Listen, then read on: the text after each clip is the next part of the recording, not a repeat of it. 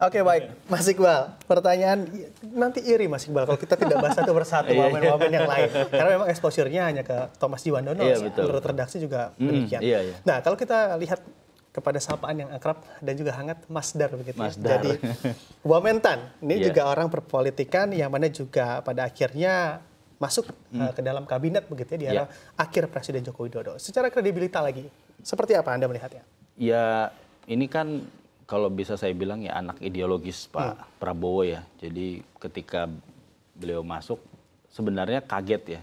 Dalam artian karena beliau lagi sibuk, kalau di Instagram mungkin teman-teman follow gitu ya, dia sibuk di Jawa Tengah karena dia kan memang salah satu bakal calon gubernur juga kan. Jadi sejak Prabowo terpilih jadi presiden, kemudian kan dia tugasnya di Jawa Tengah itu keliling untuk sosialisasi diri lah. Cuma memang kemarin pun beliau ketika diwawancara setelah jadi Wamentan itu bilang tidak akan melanjutkan lagi untuk Jawa Tengah. Artinya kan karena sudah ada penugasan dari Pak Prabowo untuk mengurusi pertanian. Jadi saya rasa ketika kabar itu memang mengejutkan, tapi saya rasa dengan background beliau, setahu saya beliau juga pernah di HKTI ya, terus juga pedagang pasar. Jadi anak saya petani rasa juga katanya kan? Iya, anak petani pula dari Grobogan gitu ya. Petani beneran ya, bukan. Kadang-kadang kan biasanya kalau tokoh tuh narasi aja kan, anak petani, saja begitu ya? Ya anak tukang ojek, apa kan biasanya suka ada narasi seperti itu. Tapi saya rasa beliau karena memang orang Gerindra menurut saya juga pas ya di posisi itu. Dan memang pangan ini kan dari dulu selalu jadi jualannya Pak Prabowo ya. Dari kampanye tahun 2000 berapapun juga kayaknya dari awal selalu pangan gitu, ketahanan pangan, kedaulatan pangan, kemandirian pangan itu kan selalu diulang-ulang terus kan. Dan termasuk food estate kemarin beliau sempat mention juga gitu kan. Dan kelihatan ya karena posisi wakil menteri kan pada akhirnya kan dia hanya membantu menteri ya.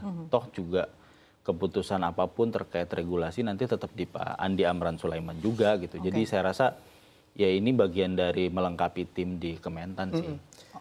Mas Iqbal melihat juga begitu ya bahwa memang tim Prabowo Gibran ini saat pemilu kemarin sangat tebal begitu ya Mas ya. Sangat banyak sekali orangnya. Dan saat ini sudah boleh dimainkan nih Mas. Dari Gerindra di mana, dari Gerindra di mana.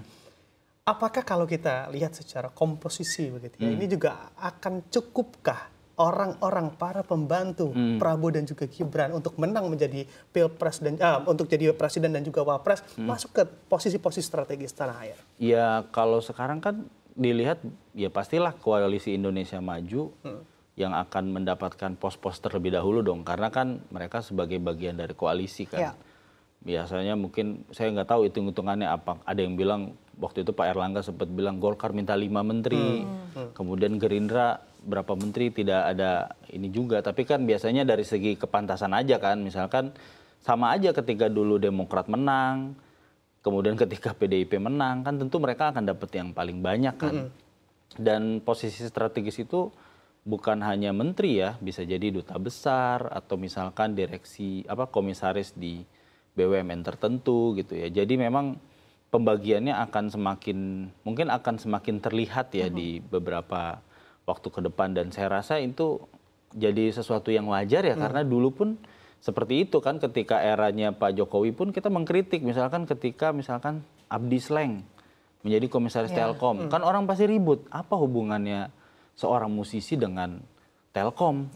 Walaupun dijelaskan berbusa-busa ya udah jadi keputusan juga kan, tetap aja dia jadi komisaris. Kemudian kemarin mau pilpres Abdi Sleng mundur misalkan gitu. Jadi saya rasa sih ini sesuatu yang wajar, jadi masyarakat pasti tidak usah kaget ke depannya gitu loh. Jadi nanti ke depan, ini mungkin hari ini atau besok nanti akan ada beritanya juga.